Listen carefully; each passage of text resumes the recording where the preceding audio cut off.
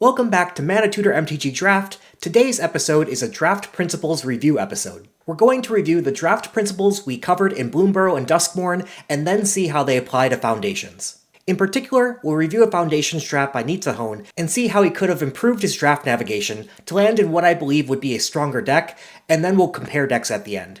If you've been looking for an episode that summarizes the tens of hours of draft principles we've covered so far, then you're not going to want to miss this. In case you want to see a deep dive on any particular topic, at the start of each topic, I'll add a link to the deep dive on that topic up above, and I'll link them in the description below. The first topic is avoid ending in a bad deck. You should avoid the worst color early. This means avoiding green in Foundations, at least for the first week or two until everyone starts avoiding it and the color opens up. Avoid the worst archetype. Other than the green decks, it's clear blue-red is a tier lower than the rest. Soft avoid blue-red. I admit I've played blue-red more than any other archetype and done decent with it, but if my seat was open to any other non-green archetype, I would have jumped on it. Draft the best card for desirable archetypes. You'll see in Nizzahon's draft that we'll be taking cards that work well in desirable archetypes, and not cards like red spells that work best in blue-red spells. Topic 2. Only fight for one color at most. Start by drafting the cards that go into at least 3 decks. We won't be drafting multicolored cards early, for example. Identify wheeling colors pack 1 and start with those colors in pack 2. You'll see us avoiding more powerful cards in pack 2 because we knew those colors weren't open in pack 1. When the power level is close, don't take the card likely to wheel. You'll see us pass on a card we believe is likely to wheel. Topic 3. Find your lane. Identify the most open primary color as early as possible. Also, favor but don't commit yourself to a particular archetype until you see it's open. You'll see us do both of these in our example draft. Lastly, topic 4, prevent train wreck drafts. We'll use the color tallying system to find the open colors. We'll stick to our primary color as long as possible, delaying the secondary color choice. And lastly on this principle, use multicolored cards and dual lands as signals to move into a secondary color. That's the one piece of advice we don't see come up in this particular draft.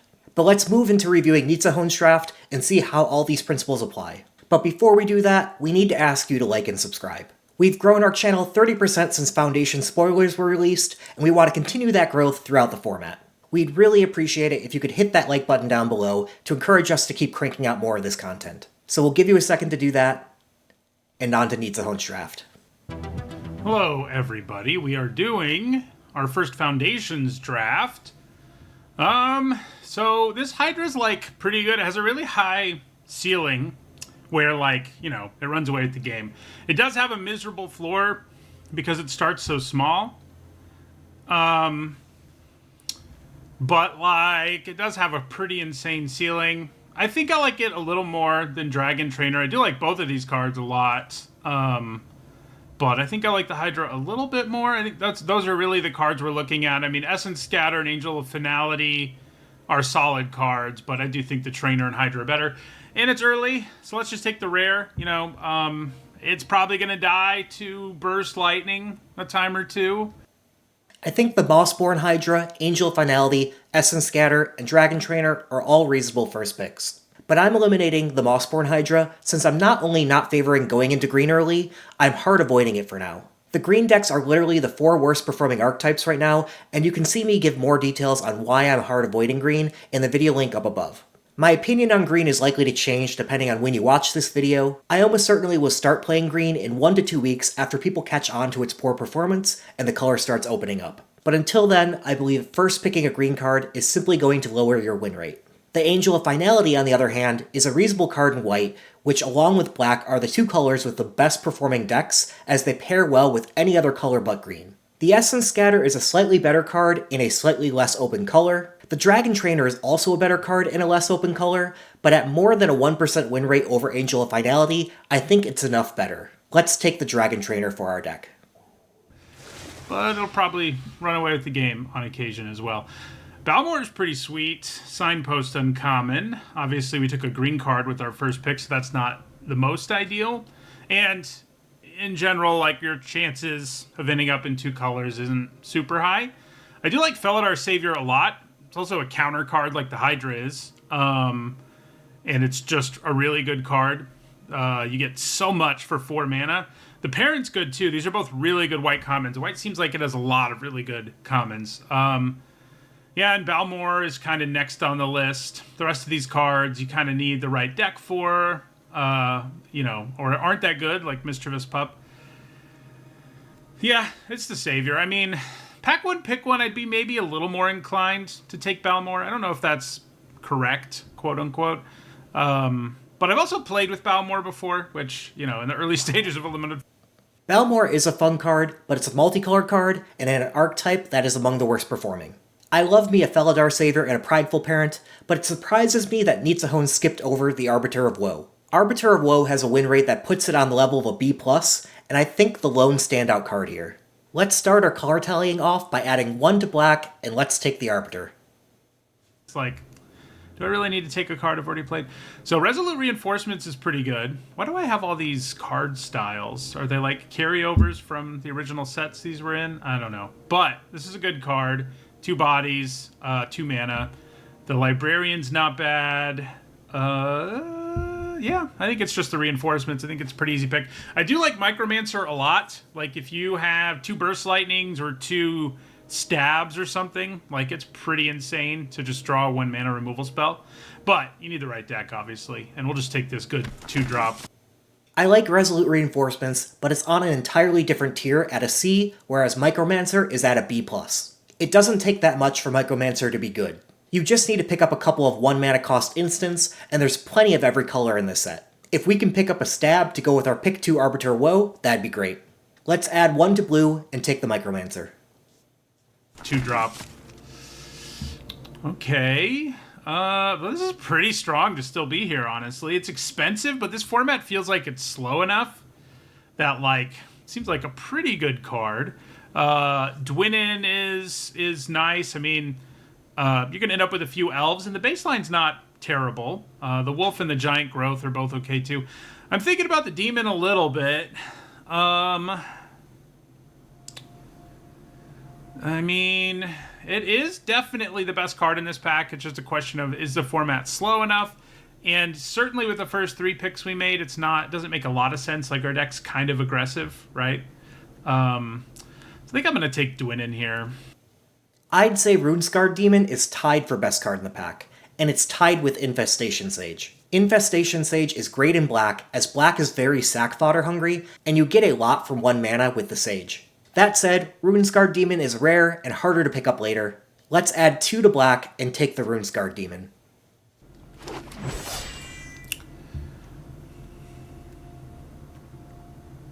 I do think a 7-drop like that is legit, but yeah, interesting here. So here's Dwinin's Elite. So there are a bunch of good green cards here. I like the Giant, I like the Elite, I like the Truffle Snout, and we have another Resolute Reinforcements. It's probably just Reinforcements again, as unexciting as that is. This, you can end up in a deck that can make elf tokens, and if we get enough of it going, it does make this better. It is a 2-drop. Maybe I'll talk myself into it, especially in the first draft. Just force elves and see what happens. Yeah, all right. I talked myself into it. I think this is probably the correct pick, but we'll take the Elite. Vampire Gourmand is in this pack. If you haven't played with or against Vampire Gourmand, get ready to. It's winning at a B+ clip, and that's because it's excellent when it can become unblockable and trade cheap sack fodder for a card. It's especially great as a free sack outlet if you compare it with Involuntary Employment, the Act of Treason effect, in red. Let's add 1 to black and take the Gourmand. Let's see what happens. Alright, Dazzling Angel's fine. Joust Through might just be better, though. It is less good if we are an aggro deck, but it's still, okay, because you can kill blockers. Yeah, I think I like it a little bit more than the Angel. We see a lot of good cards here. Joust Through, Vampire Gourmand, Abrade, and Dazzling Angel stand out. Let's add 2 to white, 1 to black, and 1 to red. I'm tempted by the Abrade because players know that's a good card, and it's a pretty strong signal red is open. But here's a case where delaying the decision to pivot into another color comes into play. Vampire Gourmand does have diminishing returns, but I'm happy with 2, and I see no reason to pivot off black yet. Let's take the second Gourmand. Okay, so this is definitely the best card that's still here. We're just going to take it. It just gives you 2 bodies. This is an okay 2-drop. The rest of these cards, not particularly good. The Adept's okay, so. We see an Infernal Vessel, and at this point, I'm locked into black. Yes, Infernal Vessel is another card like Vampire Gourmand that I think many players will underrate, but it also wins at a B+ clip, and if my pod is willing to keep passing me B+, I'll take them. I'll now just count white, blue, and red as the other potential colors we'll pivot into. Okay, Snare Spinner's not terrible. It's probably what we take here. I think the Elemental might be a better card, but... Icewind Elemental, Uncharted Voyage, and Vampire Soulcaller all stand out to me. Let's add 2 to blue. But I still see no reason to pivot away from black, as Vampire Soulcaller is a reasonable pick. Let's take that. It does do stuff with counters, and, you know, I don't think synergy is massive in the format, but that is what green-white does, you know, counter things. Does get better with our Hydra, for example.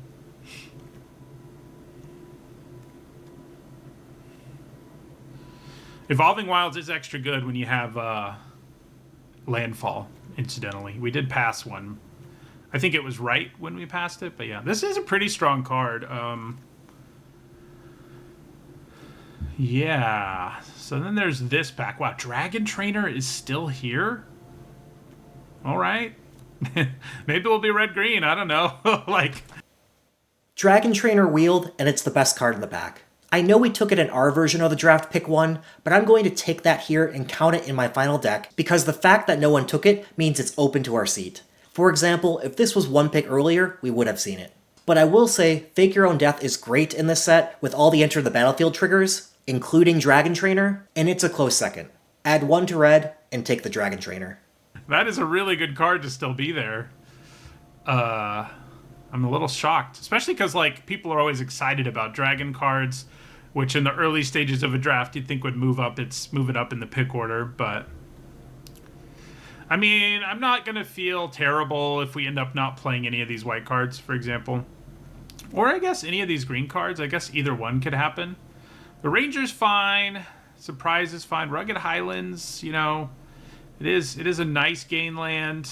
But I think cutting the last green card has merit here. If someone to our left is in green, they're more likely to get out of it here.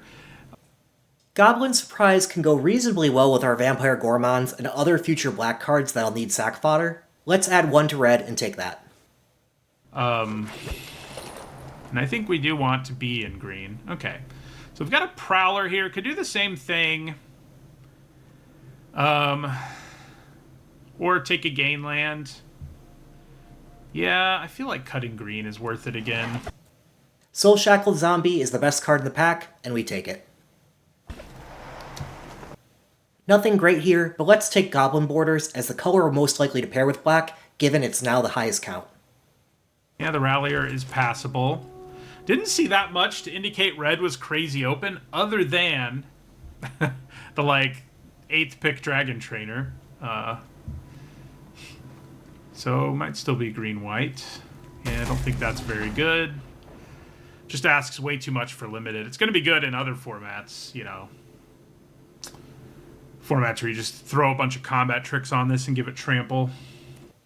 We pick up 2 red cards we aren't likely to play and move into pack 2 favoring black and red. That's important to recognize because it'll keep us from being tempted by better blue and white cards. We have good black and red cards and we'll be fed more of those colors in pack 3, so it'd take a lot to shift colors given what we saw. Where you just throw a bunch of combat tricks on this and give it trample. Archmage of Runes is good, but you do pretty much have to be in a blue deck. I mean, well, obviously, but like especially blue-red. It is really strong though. Pack 1, pick 1, I think you take it. Even though it takes some work, it has a really high ceiling. We, however, are not in pack 1, pick 1.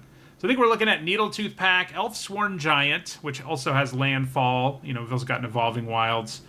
I like the pack a lot. I mean, setting it up to get 2 counters isn't that hard. This does make elves. This is an elf. So, you know, we have few elf things pulling us, but I think this is probably the best card.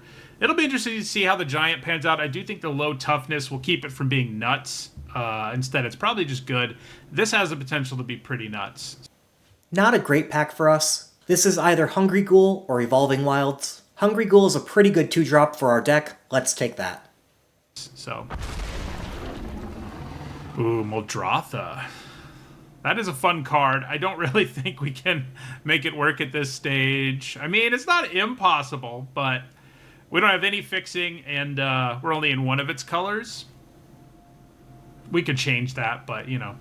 So the Librarian's pretty good. Grow from the Ashes in the right deck is good. I do like the Immolator, but not really enough to, say, hedge and go all the way into red. Like, if I'd seen more signs, I mean, maybe the Trainer should be enough, but I think we'll just take the good...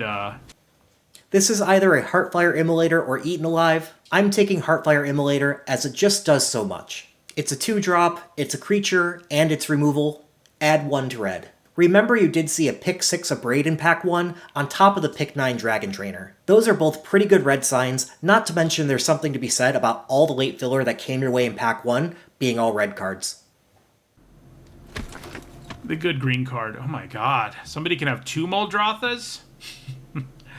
Well, there's an Abrade here, which is quite good, obviously.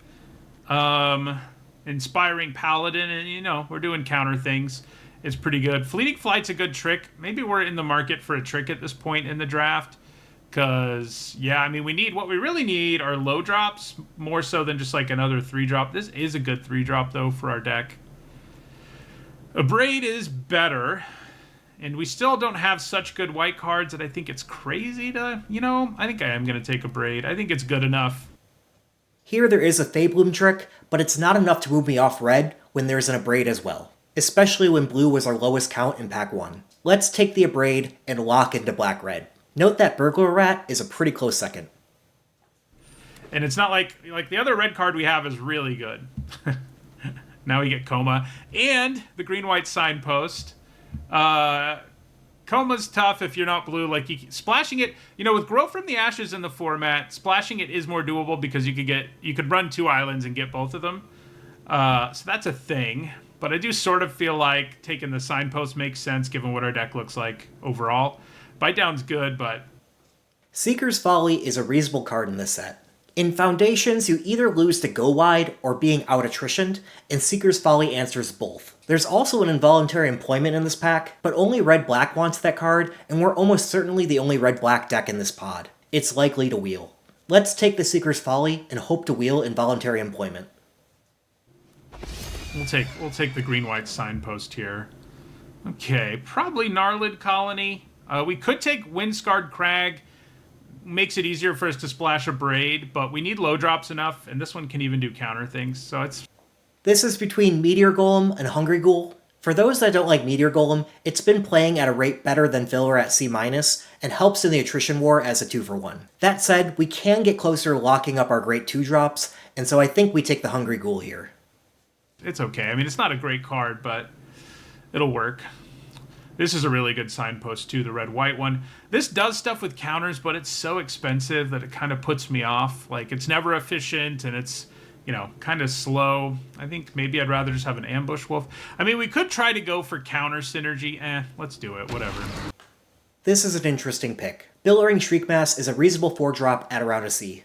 I'm tempted to take Heroic Reinforcements and try splashing white, but we haven't gotten any fixing so far, and our deck is looking so good that we probably don't need to splash and give our mana the opportunity to stumble. So I'm taking the Shriekmass. Okay. So 2 huge 6-drops, both of which I think are very playable, but I'm not so sure that's what our deck's doing. I feel like Fleeting Flight probably makes the most sense for us. We get another Heartfire Immolator. It's a nice trick. All right, here we'll pick up an Elfsworn Giant. This land doesn't help us. None of these red cards are great. This is another interesting pick. Shivan Dragon, Gorehorn Raider, and Goblin Surprise all intrigue me. I think we can toss out Goblin Surprise as less powerful than the other two. Shivan Dragon has more upside when unanswered, but I think Gorehorn Raider is just the better card with immediate impact of shocking something. Let's take Gorehorn Raider. Okay, I think we take an Evolving Wilds. It gives us good fixing, and we've got a few landfall cards, so... We get our Evolving Wilds to smooth out our mana? You know, pretty hard to say no to that. Now that Immolator's still here. Do I want a Jungle Hollow, or to say... I just don't think red's going to be a base color, and that's not really a 2-drop you splash. We get an Immolator, and we take that. So we'll take a land. Another Fleeting Flight works for me, I think. We have 7 2-drops, so I considered taking Swiftwater Cliffs to help open up future blue splashes. But I think securing an 8th 2-drop now and enable us to lean towards the upper end of our mana curve from here on out is a bigger benefit. Let's take Axguard Cavalry. Yep. We get that involuntary employment that wield? We probably splash a Braid. I'm never playing Crypt Feaster here. Let's take the Windscarred Crag. Well, now it's even easier to do it if we want. We did have to pass like some cool cards, like, And we move on to pack 3. like Muldrotha and stuff. Okay, well, let's do it. We'll take the Elvish Archdruid. How many elves do we have right now? We have 3 plus a giant who makes them. You know, I think deeper into the format, the right pick here is probably like Vanishing Light. But Elvish Archdruid's pretty good. And yeah, now we really want to take This is an easy Infernal Vessel. all the elves. Although Reclamation Sage, not really the elf you're looking for in a format that doesn't have that many artifacts or enchantments for it to hit. Here's the Fishing Pole. I am curious about that card. I didn't give it a good review. It's not a card I love, but I am curious about it. And it might be pretty good. I mean, its ability to generate a token every turn cycle isn't terrible. The lack of a stats boost kind of is, but none of these picks are none of these cards are very good for us. So the pup, yeah. Tiny Bones, Billowing Shriekmask, Hungry Ghoul, and Soul Shackled Zombie are all intriguing here. While we are favoring the higher end of the curve, Tiny Bones is the most powerful card as a 2-drop that also has late game ability. You can make your opponent discard the card they drew during their draw step, and you can play it later. That's a pretty powerful effect, and so we'll take Tiny Bones. We'll take the pup. I don't know that it's going to make the cut, but okay. We have a Braid. Also Claws out. How many cats do we have? Not very many. Probably take Prideful Parent, though. Speaking of cats, gives us a couple bodies. Here we have Hero's Downfall and a Braid. I'm taking Hero's Downfall as unconditional removal. All these animals. Our dog had fairly minor surgery yesterday to remove like a mass she had on her lip, and it needed like one suture, but she has to wear the cone and everything. And last night was not a good night of her adjusting to her cone. Yeah, we've all been there as dog owners, I think. Or I guess if you have kids, it's probably, you know, a more minor version of when your kid won't sleep. That's what it was like. How much life gain do we have? Do we have enough to make the Pride Mate? I mean, we've got like 4 cards that gain life. I feel like it's a little better than Gnarlid Colony. With that in mind, to take the Pride Mate, yeah. We get more unconditional removal in Bacon to a Pie. Dauntless Veteran. Got 2 of these big guys again. But I think we're probably interested in the Veteran. We're pretty good at going wide. It is double wide. I don't love that. I just feel like we're kind of supposed to be a lower curve deck. There's nothing too interesting here. I think I'm taking the Luminous Rebuke as additional splashable removal, but very unlikely to play it. As opposed to one grabbing some 6-drops. All right, we will grab another elf here. Here we have Revenge of the Rats, Slumbering Cerberus, and Heraldic Banner. I'm not really looking for a 2-drop. I'm interested in Revenge of the Rats here. All those 1/1s can feed our unblockable Vampire Gormons and Hungry Ghouls. The win rate of Revenge of the Rats isn't great, but I kinda like it in our version of this deck. Let's take Revenge of the Rats. We do have, 3 elf payoffs? I mean, yeah. We're definitely into some elf stuff.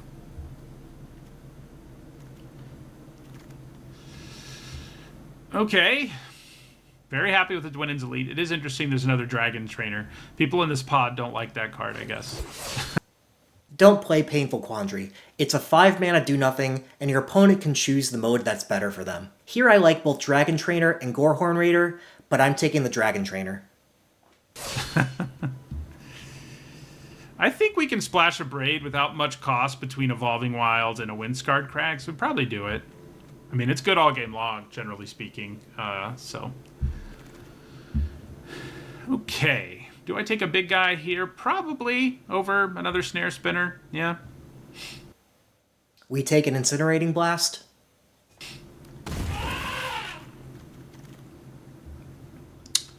Adventuring Gear.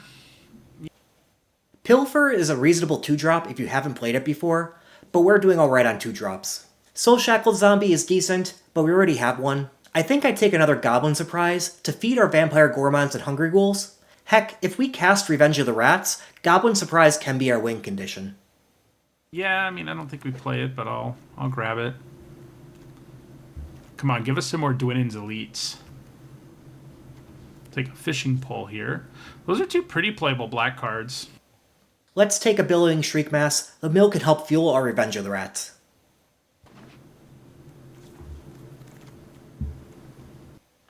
We get an Incinerating Blast. Bunch of mediocre red cards. Red does seem like it was open, I guess. I mean, it wasn't insanely so, I don't think, but...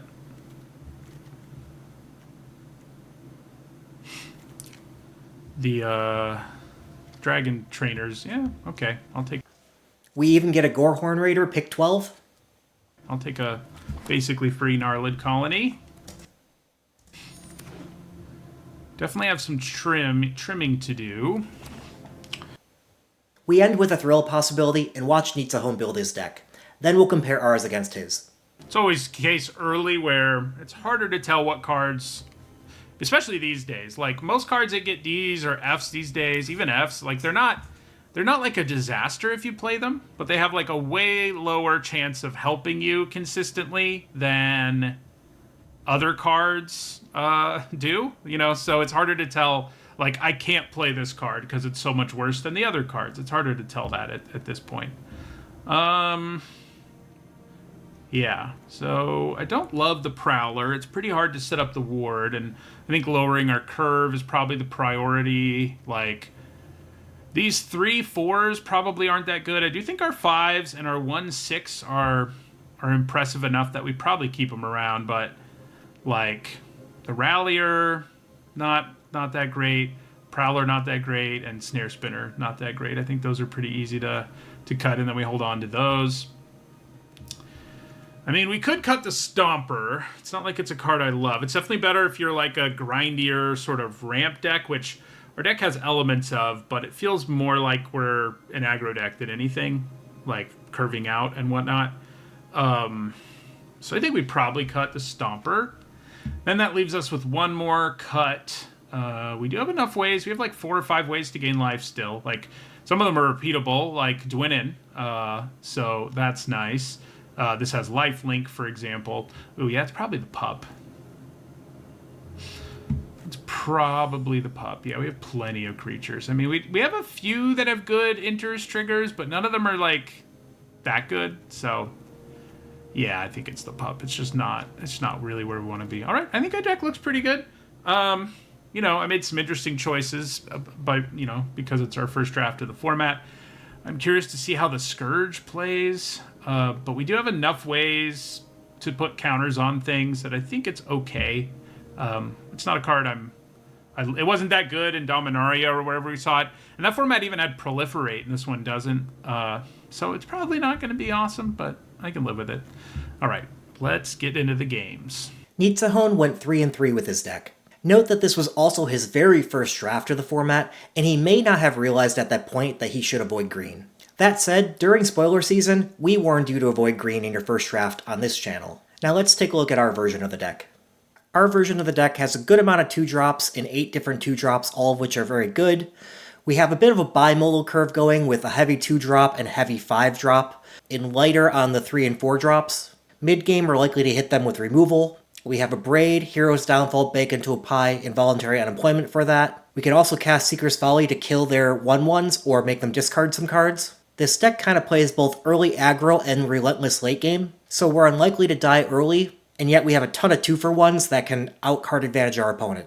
If they're a slower deck, we can beat them with aggro and have late game reach, with Soul Shackled Zombie and Gorehorn Raider, as well as our late game flyers. Now let's take a look at the cards we didn't play. We mostly cut our Revenge of the Rats package. While casting Billowing Shriek Masses to get more Revenge of the Rats and then putting Goblin Surprise on them is intriguing, the entire package is low enough powered that I don't think it overcomes the slots that we have in our current deck. Hopefully that helps show you how to apply some of the draft principles we covered from earlier sets to Foundations. In our near future episodes, we're likely to review the over and underrated cards in Foundations, as well as cover all the Foundations combos. Please don't forget to hit that like button before you leave, and see you in the next one.